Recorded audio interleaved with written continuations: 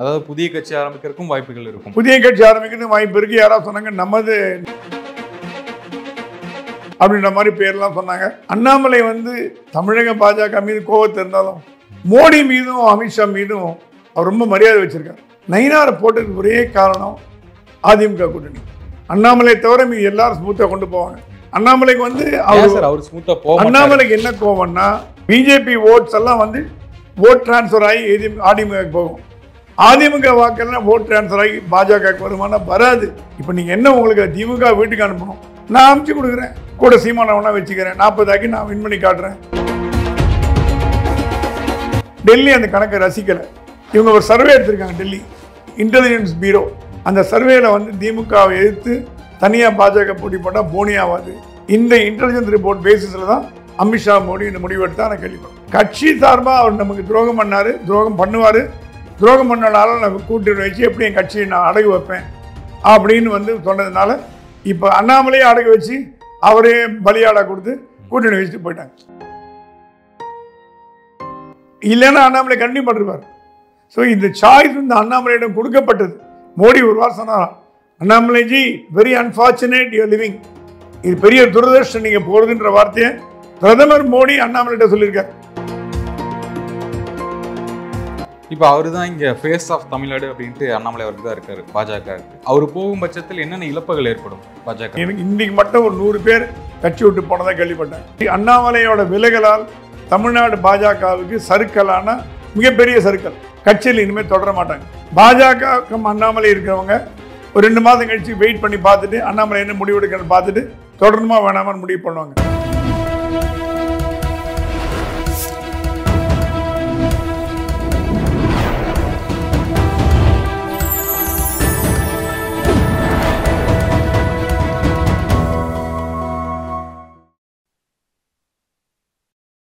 Channel 5 தமிழர்களுக்கு வணக்கம். இன்றைய நேர்காணலில் நம்முடைய இணைந்திருப்பவர் மூத்த பத்திரிகையாளர் திரு பிரகாசம் சாமி அவர்கள். வணக்கம் சார். வணக்கம். அண்ணாமலை அவர்கள் பதவியிலிருந்து ராஜினாமா பண்ணி நயினா நாகேந்திரன் அவர்களுக்கு பதவி அப்படிங்கிற பட்சத்தில் அண்ணாமலை அவர்களுக்கு ஒரு தேசிய பொறுப்பு அப்படிங்கிறதா அமித்ஷா அவர்கள் அறிவிச்சிருக்காரு. தேசிய பொறுப்பு, முக்கிய பொறுப்பு அப்படிங்கும்போது என்ன கிடைக்க போகுது, என்ன ஆக போறாரு அண்ணாமலை அவர்கள்? அண்ணாமலை என்ன பிளான்ல இருக்காருன்னு தெரியல. எனக்கு தெரியும் ஒரு 3 மாதம் லீவ்ல போறாரு. இமயமலைக்கு வந்தாரு. இப்ப அது லண்டன் போயிட்டு படிக்க போனார். இப்ப பசங்க லீவ் விட்டாங்க குழந்தைங்களுக்கு. வைஃபும் பாவம் இவர் ஊர்ல சுத்திட்டு இருந்தாலும் அவங்களையும் வெளியில கூப்பிட்டு போல. ஒரு 3 மாதம் உத்தராகண்ட், ஹிமாச்சல், அப்புறம் இமயமலை எல்லாம் போயிட்டு வரதா பிளான். எனக்கு குழந்தைங்களுக்கு 3 மாதம் ஸ்கூல் லீவு. இந்த 3 மாதம் ஓய்வு எடுக்க போறார். ஃபேமிலிக்கு டைம் ஸ்பெண்ட் பண்ண போறார். ஏன்னா இது வரைக்கும் ஒரு ஃபேமிலியோட டைம் ஸ்பெண்ட் பண்ணதான் எனக்கு தெரியல. ஊர் சுத்திட்டே இருந்தார். 3 மாதம் கழிச்சு தமிழ்நாட்டுக்கு என்ன முடிவு எடுப்பாருன்னு தெரியாது. அந்த 3 மாதத்தை யோசிப்பார். நம்ம மூப்பனார் மாதிரி தமிழ் மாநில காங்கிரஸ் ஆரம்பிச்சு தமிழக பாஜக அப்படின்னு ஒரு கட்சி ஆரம்பிக்கலாமா, இல்லை தமிழ்நாட்டுக்கு பாஜகவில் இருந்துட்டு நம்ம சைடில் நம்ம பாட்டுக்கு நம்ம முன்னாள் தலைவர்ன்ற முறையில் நம்ம கருத்துக்கள் தெரிவித்து திமுகவை எதிர்க்கிறதுக்கு பண்ணலாமா, இல்லை நம்ம சைலண்டாக போயிடலாமா? இந்த முடிவெல்லாம் நீங்களும் நான் எடுக்க முடியாது, அவர் தான் எடுக்கணும். ஸோ இன்னைக்கு ஏதாவது ஒரு 3 முடிவில் ஒரு முடிவு எடுப்பார். 3 மாதம் கழிச்சு நம்ம நம்புறோம். அதாவது புதிய கட்சி ஆரம்பிக்கிறதுக்கும் வாய்ப்புகள் இருக்கும். புதிய கட்சி ஆரம்பிக்கிறதுக்கு வாய்ப்பு இருக்கு. யாராவது சொன்னாங்க நமது இல்லை தமிழக பாஜக தமிழக பாரதிய கட்சி அப்படின்ற மாதிரி பேர்லாம் சொன்னாங்க. அந்த அளவுக்கு பண்ணுவாரான்னு தெரியல. ஏன்னா அண்ணாமலை தமிழக பாஜக மீது கோபத்தை இருந்தாலும் மோடி மீதும் அமித்ஷா மீதும் அவர் ரொம்ப மரியாதை வச்சிருக்காரு. ஸோ கட்சியை உடைக்கிறவர்களுக்கு போவாரான்னு தெரியல. இவங்களா கிளப்பி விட்டுதா கூட இருக்கலாம் நம்ம என்னை பொறுத்த வரைக்கும். ஆனால் அண்ணாமலைக்கு என்ன ரோல்ங்கிறத மத்திய அரசாங்கம் தான் முடிவு பண்ணோம்.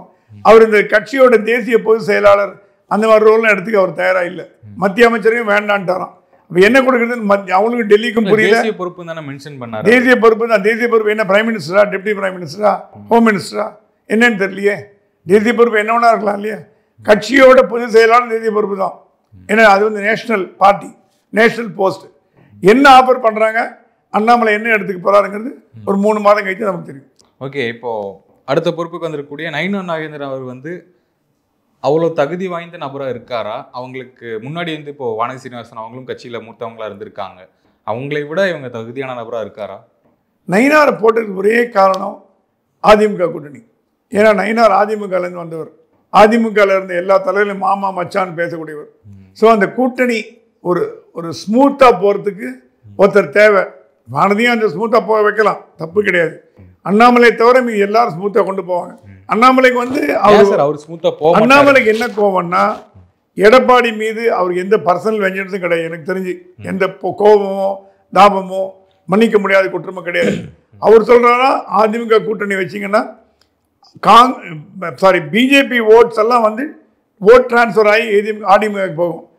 அதிமுக வாக்கெல்லாம் ஓட் டிரான்ஸ்ஃபர் ஆகி பாஜக வருமானம் வராது. போன தடவை அப்படி தான் பண்ணாங்க. அண்ணாமலை தோத்தது காரணமே பாஜக தோத்தது காரணமே அதிமுக தான் அப்படின்னு ஒரு பேச்சு இருக்குது. அது இல்லாமல் இவர் வந்து சொல்கிறாரா நம்ம வந்து ஒன்றுபட்ட அதிமுகவில் இருந்தால் தான் லாபம். இப்போ நீங்கள் என்ன உங்களுக்கு திமுக வீட்டுக்கு அனுப்பணும், நான் அனுப்பிச்சு கொடுக்குறேன். எனக்கு வந்து 18 வாக்கு சதவீதம் 25 ஆயிடுச்சு, கூட சீமானை ஒன்றா வச்சுக்கிறேன், 40 ஆக்கி நான் வின் பண்ணி காட்டுறேன் அப்படின்னு ஒரு கணக்கு போடுறார். டெல்லி அந்த கணக்கை ரசிக்கலை. டெல்லியை பொறுத்த வரைக்கும் பிளைண்ட் ஃபோல்டாக அதிமுக தான். அது வீக்காக இருந்தாலும் ஸ்ட்ராங்காக இருந்தாலும் என்ன இருந்தாலும் அவங்க சொல்கிறாங்க டெல்லி எங்களுக்கு எடப்பாடியோ பழனிசாமியோ இவரோ ஓபியோ தான் முக்கியம் இல்லை, ரெட்டை இலை அதிமுக 2 தான் எங்களுக்கு வேணும். அது யார்கிட்ட இருக்கோ அவங்களோட கூட்டணி, யாருக்கு கூட்டணிங்கிறது முக்கியம் இல்லை. இவங்க ஒரு சர்வே எடுத்திருக்காங்க. டெல்லி இன்டெலிஜென்ஸ் பீரோ, மத்திய அரசாங்கத்தோட இன்டெலிஜென்ஸ் பீரோ சர்வே எடுத்திருக்காங்க. அந்த சர்வேல வந்து திமுகவை எதிர்த்து தனியாக பாஜக போட்டி போட்டால் போனி ஆகாது அப்படின்னு ரிப்போர்ட் கொடுத்துருக்காங்க. அது கான்காக்டட் ரிப்போர்ட்டாக என்னன்னு தெரியல. இன்னொரு ரிப்போர்ட் வந்து கூட்டணி போட்டானா திமுக வீட்டுக்கு அனுப்ப முடியும்னு சொல்லியிருக்காங்க. இந்த இன்டெலிஜென்ஸ் ரிப்போர்ட் பேசிஸில் தான் அமித்ஷா மோடி இந்த முடிவு எடுத்தா நான் கேள்விப்படுறேன். இப்போ ஒன்றுபட்ட அதிமுக அப்படிங்கிற கான்செப்ட் இங்கே கொண்டு வராங்க. டிடிவி, சசிகலா, அதுக்கப்புறம் ஓபிஎஸ், இவங்க எல்லாருமே இருக்கணும் அப்படிங்கிற டிமாண்ட் வந்து பாஜக சைட்லேருந்து வைக்கிறாங்களா, இல்லை அதிமுக எடப்பாடி போதும் அப்படிங்கிற நிலையில் இருக்காங்களா? பாஜக 10 வருஷமா என்ன சொல்லிட்டு வருதுன்னா ஒன்றுபட்ட அதிமுகன்னா எடப்பாடி, ஓபிஎஸ், டிடிவி தினகரன், சசிகலா, கேசி பழனிசாமி, புகழேந்தி, இவங்க எல்லாம் சேர்ந்து தான் சைதே துரைசாமி, இவங்க எல்லாம் சேர்ந்தாதான் பலம் வரும். Each one is very powerful. தனித்தனியாக தென் மாவட்டங்களை ஜெயிக்கணும்னா உங்களுக்கு டிடிவி தினகரன், ஓபிஎஸ் தேவை. நயினார் தேவி மட்டும் இருந்தால் போறாது. ஓபிஎஸ் ஒரு ஃபோர்ஸ். இவங்களெல்லாம் எடுத்துக்கோன்னு சொன்னது வந்து எடப்பாடி எடுத்துக்க முடியாதுன்னு சொல்லிட்டார். எவ்வளோ கேட்டு பார்த்தாங்க முடியாதுன்னாரு. இப்போ எனக்கு தெரிஞ்சு இப்போ என்ன அக்ரிமெண்ட் வந்திருக்குன்னா, சரி நீங்கள் எடுத்துக்காதீங்க, அவங்கள என்டிஏல நாங்கள் எடுத்துக்கிறோம்.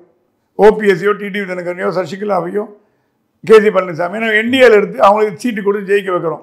நீங்கள் வந்து அவங்களை கேம்பெயின் பண்ண பரவாயில்ல. எந்த சின்னத்தில் நிற்பாங்க? இப்போ பிஜேபி சின்னம் தான், தாமரையில். ஆமாம், போன வாட்டி பன்னீர்செல்வம் நின்னாரு. அப்போ வந்து என்ன எடுத்து கூட்டணி பலமாக இல்லை, அதனால தோற்று போச்சு. ஸோ இந்த வாட்டி வந்து இவங்களுக்கெல்லாம் என்டிஏல கொடுத்துட்டு சீட்டை கொடுத்துட்டு அவங்க ஆதரவாளருக்கு சீட்டை கொடுத்து, ஏன்னா டிடிவியால் ஜெயிக்க வைக்க முடியாது, தோக்கடிக்க முடியும். அவருடைய வாக்கு சதவீதம் ஒரு 10, 20, 30 கான்ஸ்டிடியூன்சியில் ஸ்ட்ராங்காக இருக்குது. அதை உள்ளே கொண்டு வரணும்னு பாஜக நினைக்குது. அது இல்லாமல் ஜெயிக்க முடியும்னு எடப்பாடி சொல்கிறார். 2 பேருக்குள்ள பிரச்சனையே வாய்க்கால் தகராறு தான். இவர் வேணுங்கிறார், அவர் வேணாங்கிறார். அவருக்கு என்னென்னா ஈகோ பிரச்சனை. நான் போய் எப்படி வந்து டிடிவிக்கு ஓட்டு கேட்பேன், நான் போய் எப்படி ஓபிஎஸ் ஓட்டு கேட்பேன், அந்த ஈகோ பிரச்சனை.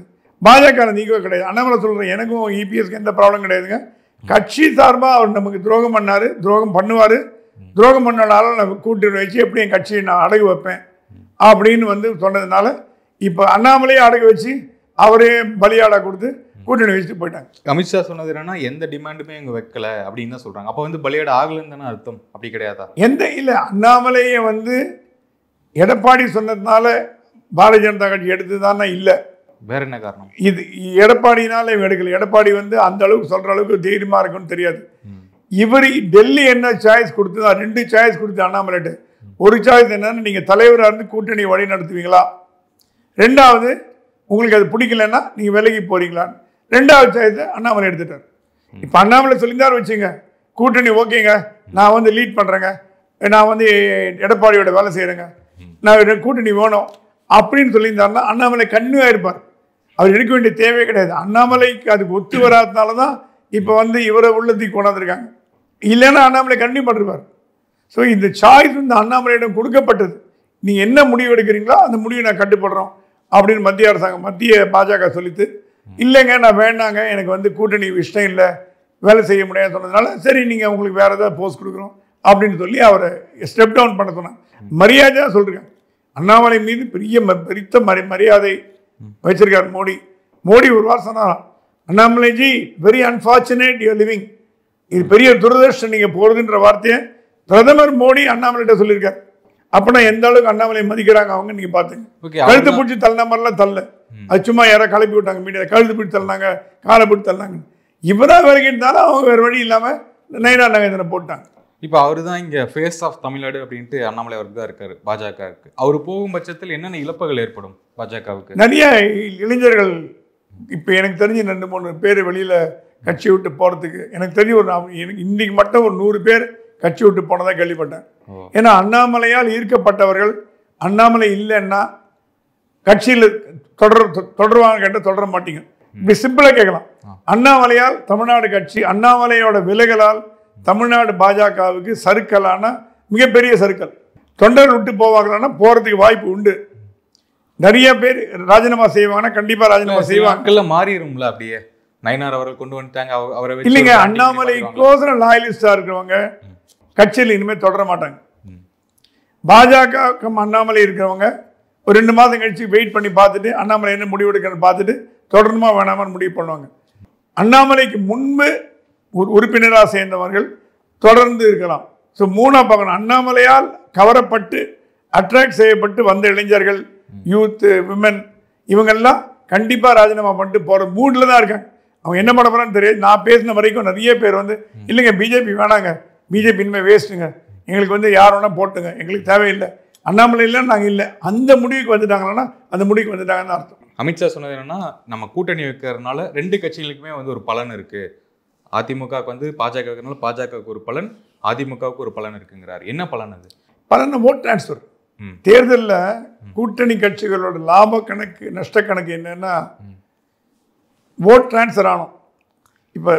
இப்போ பாரதிய ஜனதா கட்சி ஓட்டுகள் எல்லா ஊர்லேயும் இருக்குது, குறைச்சலோ அதிகமோ எல்லா ஊர்லேயும் பாரதிய ஜனதா கட்சி ஓட்டு இருக்குது. கூட்டணி வச்சிங்கன்னா அந்த ஓட்டுகள்லாம் அப்படியே அதிமுகவுக்கு போகும். அது இல்லாமல் திமுக எதிர்ப்பு ஓட்டுகள்லாம் அதிமுக வரும். இதனால் அதிமுக ஜெயிக்கக்கூடிய வாய்ப்பு உண்டு, பிரகாசமாக இருக்கு. ஏன்னா எதிர்கட்சி ஓட்டு வருது. அதே நேரத்தில் அதிமுக ஓட்டு பாரதிய ஜனதா கட்சிக்கு வருமா அப்படின்னா வராதுன்னு அண்ணாமலை சொல்றார்.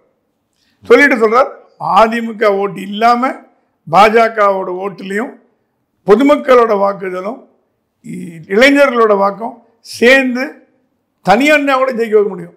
அப்படி இருக்கும்போது எதுக்கு நீங்கள் அதிமுக கூட்டணி போட்டு நாளைக்கு ஜெயிச்சுட்டா வச்சுக்கோங்க, என்னால் தான் ஜெயிச்சேன்னு சொல்லி காட்டுவாங்க, கிண்டல் போனாங்க. இப்போ நாங்கள் 4 பேர் எம்எல்ஏ நாங்கள் தான் ஜெயிக்க வச்சோம் அப்படின்னு அதிமுக சொல்கிற மாதிரி நாளைக்கு 40 பேர் நாங்கள் ஜெயிக்க வச்சோம்னு சொல்கிறாங்க. எதுக்கு அப்படி வேண்டாம் நமக்கு அப்படிங்கிறது அவரோட ஆர்குமெண்ட்.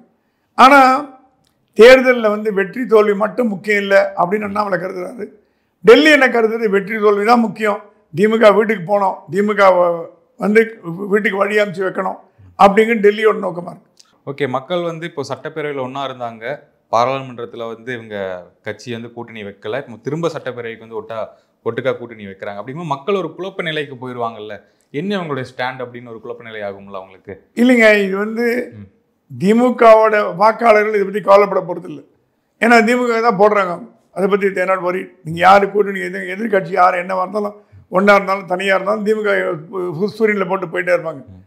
அதிமுக தொண்டர்கள்லாம் மோடியை வெறுக்கிறவங்க கிடையாது. திமுக மாதிரி மோடியை வெறுக்கிறவங்க, காங்கிரஸ் மாதிரி மோடியை வெறுக்கிறவங்க கிடையாது.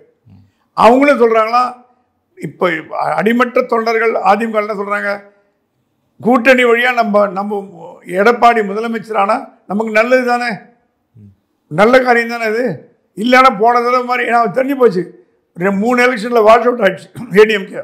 திரும்பி வாஷ் அவுட் ஆச்சுன்னா கட்சி காணாமல் போயிடும், கட்சி கலகலத்து போயிடும். அப்புறம் ரெட்டை எலெக்ஷனை வேற முடக்கிட்டாங்க. அதனால அதிமுக தொண்டர்கள் சந்தோஷமா இருக்காங்க. பாஜக 50-50, 50% சந்தோஷமா இருக்காங்க, 50% சந்தோஷம் இல்லை. ஸோ இந்த கூட்டணியோட கணக்கு பிரகாரம் என்டிஏல மக்களோட மனநிலை எப்படி இருக்குன்னா, அதிமுகவில் 100% ஹாப்பி, பாஜகவில் 50% ஹாப்பி, 50% கொஞ்சம் ஒரு மாதிரி ரிசர்வ்டு, என்ன முடிவு எடுக்குன்னு தெரியாமல் அன்ரிசர்வ்டாக இருக்காங்க. இந்த கூட்டணி அமையுது, பாஜக என்டிஏ கூட்டணி அமைந்தால் திமுக வீழ்த்த முடியுமா? கண்டிப்பாக வீழ்த்த முடியும். ஏன்னா ஆன்டி இன்கம்பன்சி வேவ் ரொம்ப அதிகமாகிட்டு வருது. இப்போ திமுக மீது மக்கள் மீது கோபம், அது இப்போ பொன்முடி பேசுனதெல்லாம் வச்சுக்கிட்டு ரொம்ப கோபம் அதிகமாகிட்டு வருது. அந்த கோபத்தில் அவங்க போட்டு போடும்போது எதிர யார் இருக்கான்னு பார்ப்பாங்க. ஒரு கூட்டணி இருந்தால் அந்த கூட்டணிக்கு போடுவாங்க, என்டிஏ கூட்டணி. இல்லையா விஜய் இருக்காரு, சீமான் இருக்காரு, ஏடிஎம்கே இருக்கு, பாஜக இருக்குன்னா 10 பேர் ஆளுக்கு 2 போட்டாங்கன்னா ஓட்டு சதுரம். அசம்பிளி எலெக்ஷன் வந்து மியர் நம்பர்ஸ் தான், கொள்கை கட்சி எல்லாம் ஒன்றும் கிடையாது. நம்பர் 1000 ஓட்டில் ஜெயிச்சவங்க இருக்காங்க, 2000 ஓட்டு 500 ஓட்டு ஜெயிச்சவங்க இருக்காங்க. அப்பாவு வந்து 1 ஓட்டில் தோற்று போனார். இன்பதுரைட்டு ஞாபகம் இருக்குன்னு நினைக்கிறேன் உங்களுக்கு. 1 ஓட்டில் ஜெயிச்சார். ஸோ 100 ஓட்டு 200 ஓட்டெல்லாம் கால்குலேட் பண்ணக்கூடியது அசம்பிளி தேர்தல். அதனால் இந்த கூட்டணியால் திமுக வெல்ல முடியுமானா கம்ஃபர்டபுளாக வெல்ல முடியும்னு நான் சொல்கிறேன். ஓகே சார், நேர்காணல் மிக்க நன்றி. நன்றி, தேங்க்யூ.